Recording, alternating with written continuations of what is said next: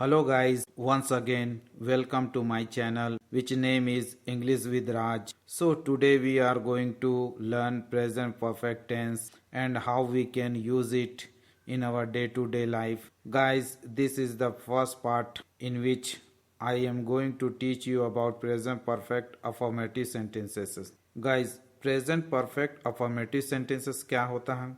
कोई काम जो पास्ट में खत्म हो चुका है, जैसे I have taught my students now I am free.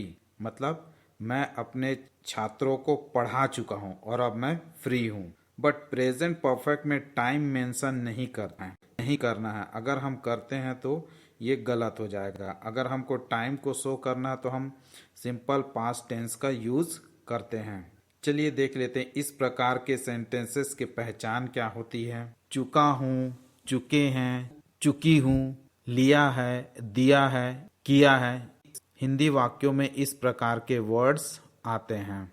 चलिए देख लेते हैं कि प्रेजेंट परफेक्ट अफर्मेटिव सेंटेंसेस का स्ट्रक्चर क्या होता है। सब्जेक्ट, हैज, हैव, वर्ब की third form, object, other words. Subject he, she, it या नेम होगा, इसके साथ हमेशा हेल्पिंग वर्ब हैज यूज होगा। ही किसी मेल के लिए, सी किसी फीमेल के लिए, इट नॉन लिविंग थिंग, कोई नेम हो चाहे मेल चाहे फीमेल तो उसके लिए हैज यूज होगा। आई मैं के लिए, वी हम, यू तुम, दे वे, इनके साथ में हमेशा हेल्पिंग वर्ब हैव यूज किया जाता है। चलिए एग्जाम्पल देख लेते हैं। I have eaten the food. I subject, have helping verb, eat first form en जुड़ा, वर्ब की third form eaten, the food as object use हुआ है। I have done post graduation in English. मैं अंग्रेजी में पोस्ट ग्रेजुएशन कर चुका हूँ या मैंने अंग्रेजी में पोस्ट ग्रेजुएशन किया है। I subject, have helping verb, do first form done, verb की third form. I have cooked food. मैं खाना बना चुकी हूँ। गाइज यहाँ पर एक बात बताना चाहूँगा कि कुक में लास्ट लेटर के है और यहाँ पास ईडी जोड़ने पर वर्ब की थर्ड फॉर्म बन गई, बट इसका प्रोनाउंसिएशन कुक्ड ना होकर के कुक्ड होगा। I have bought a new mobile. मैंने एक नया मोबाइल खरीद लिया है या मैंने एक नया मोबाइल खरीद चुका हूँ। We have met that man who is so boring man. हम उस आदमी से मिल चुके हैं जो बहुत ही बोरिंग आदमी, किसी के बारे में बात किया जा रहा है कि हम उस आदमी से मिल चुके जो बहुत ही बोरिंग है। I have finished my work. मैं अपना काम खत्म कर चुका हूँ। कोई बोल रहा है कि मैं अपना काम, जो भी काम है उसको ख़त्म कर चुका हूँ। गाइज यहाँ पास एक बात और बताना चाहूँगा कि यहाँ पास फिनिश में लास्ट लेटर एस एच है और ईडी जोड़े हैं तो इसका उच्चारण फिनिश्ड ड ना होकर के ट होगा, finished. He has gone out. किसी के बारे में बोला जा रहा है कि वह बाहर जा चुका है। ही की जगह आप नाम यूज़ कर सकते हैं। Manish has gone out, Manish बाहर जा चुका है। The 10th result has declared. 10वीं का परिणाम घोषित हो चुका है। I have been to Delhi. मैं दिल्ली जा चुका हूँ। जब आपको ये बताना होगा कि आप दिल्ली गए हैं और दिल्ली से आ चुके हैं, तब आपको इस स्ट्रक्चर को फॉलो करना पड़ेगा। I have been to Delhi.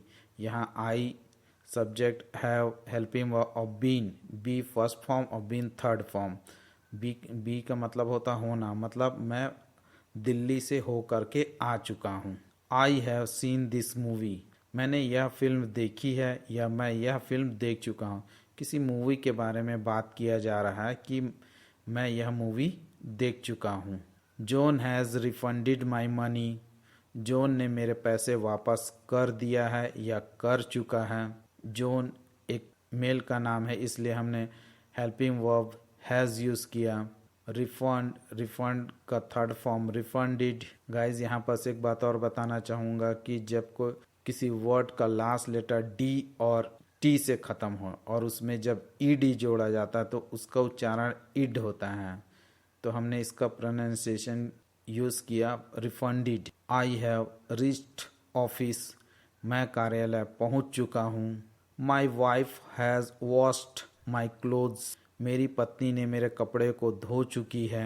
I have washed my car, मैं अपनी कार धो चुका हूँ। We have bought new clothes for Diwali, हमने दिवाली के लिए नए कपड़े खरीद चुके हैं। गाइस, इन एग्जाम्पलों को देखने के पश्चात आपको प्रेजेंट परफेक्ट अफर्मेटिव सेंटेंसेस का कॉन्सेप्ट क्लियर हो चुका होगा। और मैं हमेशा आप लोगों से रिक्वेस्ट करता हूं कि आप ज़्यादा से ज़्यादा सेंटेंस क्रिएट कीजिए, ज़्यादा से ज़्यादा इन अपने डे टू डे लाइफ में यूज़ कीजिए, जिससे कि टेंस में आपके कमांड अच्छी हो जाए, आपके स्पोकन इंग्लिश और बेहतर हो जाए। सो गाइज, कम से कम 2 सेंटेंसेस क्रिएट कीजिए और कमेंट सेक्शन में सेंड कीजिए।